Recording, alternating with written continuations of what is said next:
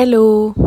കഴിഞ്ഞ 2 ദിവസമായിട്ട് എന്തോ നല്ല ശോകം മൈൻഡായിരുന്നു. പാസ്റ്റിലെ കാര്യങ്ങളൊക്കെ ഓർത്ത് ആകെ ആങ്ഷ്യസ് ആയി. എന്ത് പെട്ടെന്നാണ് ഈ വർഷം പോയത് എന്നോർത്ത് സന്തോഷിക്കണോ അതോ ടെൻഷൻ ആവണോ എന്ന് പോലും അറിയുന്നില്ല. അപ്പോൾ ഇനി അതൊക്കെ ഓർത്തിരുന്നിട്ട് കാര്യമില്ല എന്ന് തോന്നി നേരെ എണീറ്റു. എൻ്റെ റൂം ഒന്ന് വൃത്തിയാക്കാമെന്ന് വിചാരിച്ചു.